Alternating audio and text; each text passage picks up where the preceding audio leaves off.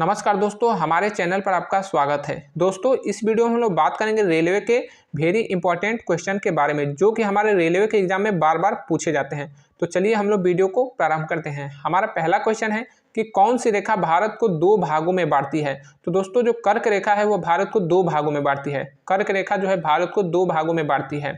और भारत की स्थिति, भौगोलिक स्थिति क्या है, तो भारत जो है उत्तरी गोलार्ध में स्थित है। ठीक है, भारत उत्तरी गोलार्ध में स्थित है और कर्क रेखा भारत को दो भागों में बांटती है। कर्क रेखा भारत के 8 राज्यों से होकर गुजरती है। दोस्तों, हमारा अगला प्रश्न है कि विधायक निधि में कुल कितनी धनराशि आती है। तो दोस्तों, ये जो क्वेश्चन है ये स्पेशली जो है राज्य सरकार के ऊपर डिपेंड करते हैं कि वो अपने विधायकों को कितनी विधायक निधि दे रहे हैं। तो दोस्तों, उत्तर प्रदेश में बात की जाए कि विधायक निधि से कितने रुपए मिलते हैं प्रत्येक विधायक को प्रत्येक साल, तो प्रत्येक साल जो है एक विधायक को 5 करोड़ रुपए मिलते हैं। जिस तरह से सांसदों को प्रत्येक साल अपने संसदीय क्षेत्र के विकास के लिए 5 करोड़ रुपए मिलते हैं, उसी तरह से प्रत्येक विधायक को भी अब उत्तर प्रदेश में योगी जी ने पहले इसको 2 करोड़ था, फिर 3 करोड़ किया, अब जो है 5 करोड़ दे दिए हैं। ठीक है, यानी कि एक विधायक जो है अपने विधानसभा क्षेत्र के विकास के लिए प्रत्येक साल जो है वो विधायक निधि से 5 करोड़ रुपए ले सकता है। हमारा अगला प्रश्न है कि आंध्र प्रदेश की राजधानी क्या है। तो आंध्र प्रदेश की राजधानी जो है वह है अमरावती। दोस्तों, आप लोग जिस भी स्टेट की तैयारी करते हो उस स्टेट में कुल कितने जिले हैं, इसे जरूर से जरूर ठीक से याद कर लीजिएगा, क्योंकि कई बार आपके एग्जाम में पूछे जाते हैं। हमारा अगला प्रश्न है कि भारतीय रेल में कुल कितने डिवीजन हैं। तो दोस्तों, भारतीय रेल में कुल 74 डिवीजन है। ठीक है, कुल कितने डिवीजन है, तो 74 डिवीजन। और ये 74 डिवीजन कितने जोन के अंतर्गत आते हैं, तो ये कुल जो है 18 जोन के अंतर्गत आते हैं। ठीक है, कुल 18 जोन के अंतर्गत आते हैं। भारत में कुल 19 जोन है, जिसमें 18 आपके जो सामान्यतः जो भारतीय रेल के जोन है वो है, साथ ही साथ एक ये कोलकाता मेट्रो है। तो 18 जो जोन है उसके अंतर्गत जो है यह 74 जो है डिवीजन आते हैं। ठीक है, तो ये 74 डिवीजन 18 जोन के अंतर्गत आते हैं। हमारा अगला प्रश्न है कि सामान्य शरीर का तापमान कितना होता है। तो सामान्य शरीर का तापमान जो है 37 डिग्री सेल्सियस, और इसको फ़ारेनहाइट में अगर कैलकुलेट किया जाएगा तो वो हो जाएगा 98.6 डिग्री फ़ारेनहाइट। ठीक है, तो ये हमारे सामान्य शरीर का तापमान होता है। विटामिन बी की कमी से कौन सा रोग होता है, तो विटामिन बी की कमी से जो है बेरी रोग होता है। और विटामिन ए की कमी से कौन सा रोग होता है, तो वो रतौंधी रोग होता है। विटामिन सी की कमी से कौन सा रोग होता है, तो वो स्कर्वी रोग होता है। दोस्तों, ये सब वेरी इंपॉर्टेंट क्वेश्चन है, क्योंकि हमारे जीएस के एग्जाम में बार बार क्वेश्चन पूछे जाते हैं, खासकर हमारे रेलवे के एग्जाम में। चाहे आप आरपीएफ तैयारी करते हो या फिर ग्रुप डी का या फिर एनटीपीसी का, आप जो है इसको बहुत ही अच्छी तरह से याद कर लीजिए। हमारा अगला प्रश्न है कि राष्ट्रबंधु किसे कहा जाता है। तो यह राजीव दीक्षित को कहा जाता है। दोस्तों, अक्सर हमारे एग्जाम में महापुरुषों के उपनाम पूछता है, तो महापुरुषों के उपनाम को भी आप लोग अच्छी तरह से याद कर लीजिएगा, क्योंकि 1 नंबर के क्वेश्चन बार बार हमारे जीएस के एग्जाम में इससे पूछे जाते हैं। हमारा अगला प्रश्न है कि 1 MB में कुल कितने बाइट होते हैं। तो दोस्तों, 1 MB का मतलब कि मेगाबाइट में कुल कितने बाइट होते हैं, तो वह 1024 किलो बाइट होते हैं। ठीक है, 1024 किलो बाइट होते हैं। दोस्तों, ये आपका कंप्यूटर साइंस से क्वेश्चन है, तो कंप्यूटर साइंस से क्वेश्चन में 1 MB में कुल कितने बाइट, तो यह 1024 किलो बाइट होता है। और अगर क्वेश्चन आ जाता है कि 1 GB में कुल कितने बाइट होते हैं, तो उसका आंसर हो जाता है 1024 मेगाबाइट। ठीक है, तो देखिए जो बाइट है, जो किलो बाइट है, उससे बड़ा इकाई होता है मेगाबाइट, और इससे मेगाबाइट से भी बड़ा इकाई होता है GB, जिसे हम लोग कहते हैं ना कि हमको पर डे 1 GB डेटा मिलता है। तो 1 GB डेटा का मतलब कि हमें 1024 MB डेटा मिलता है। हमारा अगला प्रश्न है कि एनटीपीसी का फुल फॉर्म क्या होता है। दोस्तों, वेरी इंपॉर्टेंट ये क्वेश्चन है, क्योंकि एनटीपीसी का फुल फॉर्म बहुत से एग्जाम में पूछता है, खासकर रेलवे के एग्जाम में तो कई बार ये पूछा है।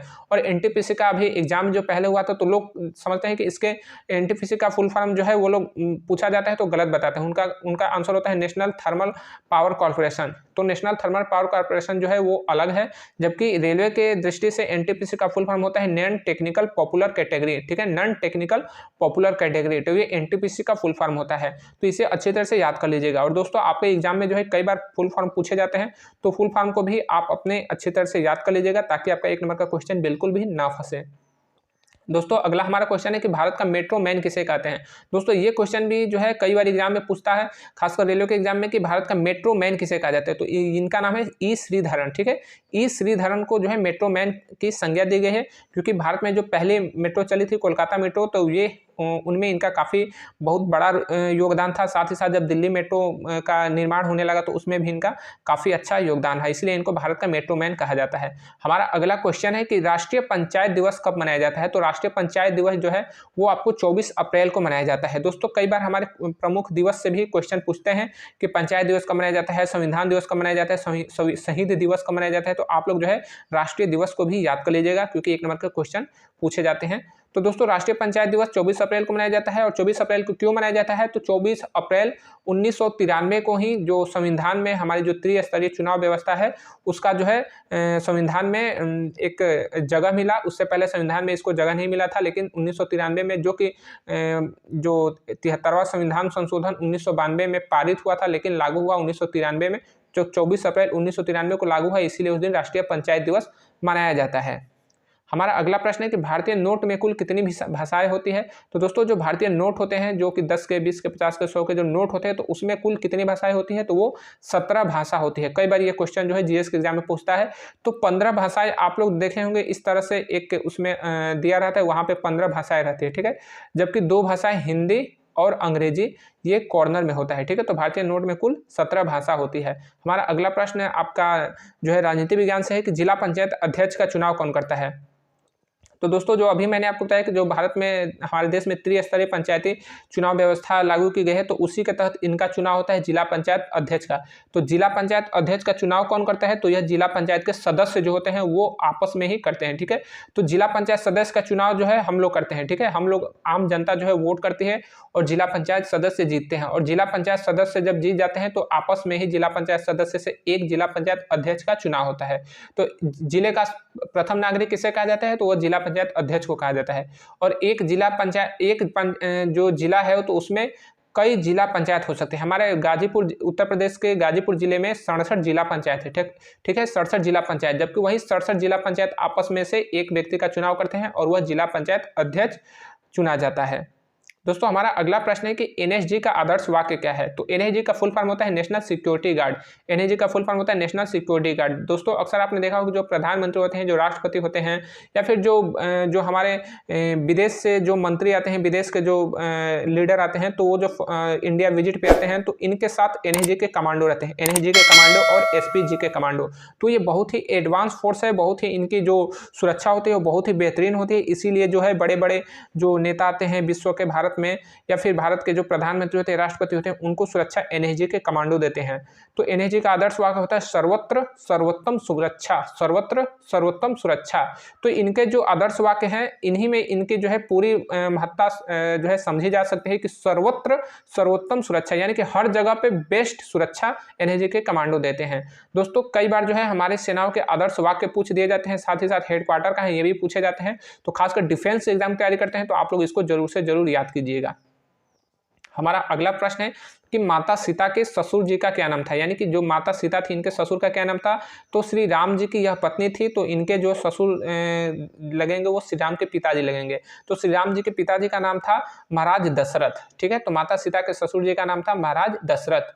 हमारा अगला क्वेश्चन हमारे विज्ञान से है कि शुद्ध जल का पीएच मान कितना होता है? तो दोस्तों जो शुद्ध जल, बिल्कुल जो शुद्ध जल होता है उसका पीएच मान 7 होता है, ठीक है। तो यह 7 जो है वह उदासीन होता है। तो यह जो शुद्ध जल होता है यह ना तो अम्लीय होता है ना ही क्षारीय होता है। इसी शुद्ध जल को जो है हम लोग जो है अपने जो इन्वर्टर की बैटरी होती है तो उस बैटरी में डाला जाता है, ताकि इसमें ना तो अम्ल होता है ना ही क्षार होता है। तो यह जो है ध्रुवीकरण नहीं होता है, इसीलिए शुद्ध जल को है इन्वर्टर की बैटरी में डाला जाता है। हमारा अगला प्रश्न है कि जल सेना का पूर्वी कमान कहाँ है? तो जल सेना का पूर्वी कमान है विशाखापट्टनम में। और अगर क्वेश्चन आ जाए कि भारतीय सेना के कुल कितने सैन्य कमांड है, तो सैन्य कमांड हो जाएंगे 7, यानी कि आर्मी के 7, एयरफोर्स के 7 और 3 नेवी के, यानी कि 7 + 7 + 3 यानी 17 सैन्य कमांड है। दोस्तों कई बार हमारे एग्जाम में जो है भारतीय सेनाओं के सैन्य कमांड में पूछ देता है कि आर्मी का पूर्वी कमांड कहाँ है, एयरफोर्स का मध्य कमांड कहाँ है, नेवी का पश्चिमी कमांड कहाँ है। तो आप लोग इसको भी ठीक से याद कर लीजिएगा। हमारा अगला प्रश्न है कि पूर्वी रेलवे का मुख्यालय कहाँ है? तो दोस्तों पूर्वी रेलवे का मुख्यालय जो है वो है कोलकाता में, ठीक है। पूर्वी रेल यानी कि जो ईस्ट में कोलकाता बहुत बड़ा एक सिटी है, तो यहीं पे जो है पूर्वी रेल का जो है हेडक्वार्टर है। अगला हमारा प्रश्न है कि राज्य का सबसे बड़ा पुलिस अधिकारी कौन होता है? तो राज्य का सबसे बड़ा पुलिस अधिकारी होता है राज्य का DGP, director general of police, जिसे हिंदी में हम लोग कहते हैं पुलिस महानिदेशक। यह राज्य का सबसे बड़ा पुलिस अधिकारी होता है।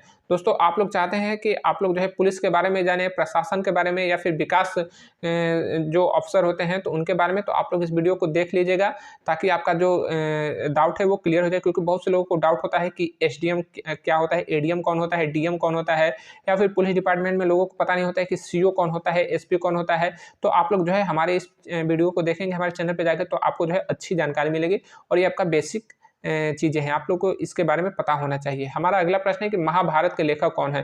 दोस्तों ये वेरी इंपॉर्टेंट क्वेश्चन है, क्योंकि कई बार जो है हमारे रेलवे के एग्जाम में ये क्वेश्चन पूछे जाते हैं कि महाभारत के लेखक कौन है, रामायण के लेखक कौन है, रामचरितमानस के लेखक कौन है। तो महाभारत के लेखक का नाम है महर्षि वेद व्यास। दोस्तों आप लोग पुस्तक और उनके लेखक को ठीक से याद कर लीजिएगा। हमारा अगला प्रश्न है कि भारतीय संसद के कुल कितने अंग है। दोस्तों ये भी वेरी इंपॉर्टेंट क्वेश्चन है, क्योंकि कई बार ये छोटा सा क्वेश्चन है लेकिन बार बार ये क्वेश्चन जो है पूछे जाते हैं, हमारे खासकर जीएस के क्वेश्चन है। ठीक है, ये जीएस का क्वेश्चन काफी बार पूछा जाता है। तो भारतीय संसद के कुल कितने अंग है, तो वह है 3। ठीक है, भारतीय संसद के कुल 3 अंग है। देखिए भारतीय संसद के 2 सदन होते हैं, राज्यसभा और लोकसभा। अगर क्वेश्चन आ जाए कि भारतीय संसद के कुल कितने सदन हैं तो वह 2 हो जाएगा। लेकिन अगर भारतीय संसद के 3 अंग पूछा है तो लोकसभा, राज्यसभा और राष्ट्रपति, यानी कि 3 अंगों को मिलाकर जो है भारतीय संसद का निर्माण होता है। हमारा अगला प्रश्न है कि गांव का प्रथम नागरिक कौन होता है। तो गांव का प्रथम नागरिक होता है वो होता है ग्राम प्रधान। ठीक है, उत्तर प्रदेश उत्तराखंड में गांव का प्रथम नागरिक ग्राम प्रधान होता है। जबकि आप अगर बिहार या झारखंड से आप लोग जो है संबंध रखते हैं तो वह जो है वहाँ पे गांव का प्रथम नागरिक जो है मुखिया कहलाता है। वही अगर आप लोग जो है हरियाणा, मध्य प्रदेश, राजस्थान साइड से आप लोग अगर संपर्क रखते हैं, यानी कि उधर के आप लोग हैं, तो आपका गांव का प्रथम नागरिक सरपंच होता है। ठीक है, तो उत्तर प्रदेश उत्तराखंड में गांव का प्रथम नागरिक ग्राम प्रधान होता है। बिहार में, झारखंड में गांव का प्रथम नागरिक मुखिया होता है। जबकि हरियाणा, राजस्थान, महाराष्ट्र में गांव का प्रथम नागरिक जो है वो सरपंच होता है। दोस्तों इनमें भी काफी अंतर होता है, लेकिन लोग नहीं समझ पाते हैं। तो आप लोग इस वीडियो को देखेंगे तो आपको पता चलेगा कि ग्राम प्रधान, मुखिया, सरपंच में क्या अंतर होता है। दोस्तों हमारा अगला प्रश्न है कि रेलवे का आदर्श वाक्य क्या है। तो दोस्तों रेलवे का आदर्श वाक्य है समय, सुरक्षा और संरक्षा। ठीक है, रेलवे का आदर्श वाक्य है समय, सुरक्षा और संरक्षा। कई बार जो है इस आदर्श वाक्य को शॉर्ट में जो है सेवा और निष्ठा भी कहा जाता है। ठीक है, सेवा और निष्ठा। तो अगर आपके जो विकल्प में सेवा और निष्ठा देगा तो भी सही है, या फिर समय, सुरक्षा और संरक्षा देगा तो भी वो आपका सही होगा। यही रेलवे का आदर्श वाक्य है। हमारा अगला प्रश्न है, ये प्रमुख कथन और नारे से संबंधित है। तो हमारा अगला प्रश्न है कि आस्तिक बनिए अंधविश्वासी नहीं, यह किसका कथन है। तो आस्तिक बनिए अंधविश्वासी नहीं, ये जो क्वेश्चन है ये आपका स्वामी विवेकानंद। ठीक है, स्वामी विवेकानंद जी का कथन है। ये बहुत ही बेहतरीन व्यक्ति थे और ये अंधविश्वास से बिल्कुल जो है दूरी बनाए रखते थे। अंधविश्वास को मानते थे कि ये अंधविश्वास जो है हमारे समाज को बिल्कुल जो है गलत रास्ते पे ले जा रहा है। तो इसीलिए वो लोगों को कहते हैं कि आस्तिक बनिए। ठीक है, आप आस्तिक बनिए, किसी में विश्वास रखिए, लेकिन अंधविश्वासी मत बन जाइए। यानी कोई व्यक्ति कह दिया कि वह व्यक्ति जो है हवा में उड़ने लगा, तो आप लोग आंख मूंद कर जो है उस पर मत विश्वास कीजिए कि हवा में उड़ने लगा। आप लोग पहले उसको देखिए कि वाकई में वो हवा में उड़ रहा है या फिर कोई झूठ-मूठ का अंधविश्वास फैला रहा है। हमारा अगला प्रश्न है कि बेकिंग सोडा का रासायनिक नाम क्या है। तो दोस्तों बेकिंग सोडा का रासायनिक नाम होता है सोडियम बाइकार्बोनेट। ठीक है, सोडियम बाइकार्बोनेट जो है बेकिंग सोडा का रासायनिक नाम है और रासायनिक सूत्र है इसका NaHCO3, जबकि रासायनिक नाम है सोडियम बाइकार्बोनेट। ठीक है, अगला हमारा प्रश्न है कि कर्क रेखा किस गोलार्ध में है। दोस्तों ये भी जो है कई बार हमारे एग्जाम में पूछा जाता है यह क्वेश्चन। तो कर्क रेखा जो है किस गोलार्ध में है, तो वह उत्तरी गोलार्ध में है। ठीक है, उत्तरी गोलार्ध यानी कि जो पृथ्वी जो है 2 ध्रुवों में बटी हुई है, तो उत्तरी ध्रुव और दक्षिणी ध्रुव। तो कर्क रेखा जो है उत्तरी ध्रुव में है, जबकि मकर रेखा जो है दक्षिणी ध्रुव में है। हमारा अगला प्रश्न है कि भारतीय रेलवे में कुल कितने स्टेशन हैं।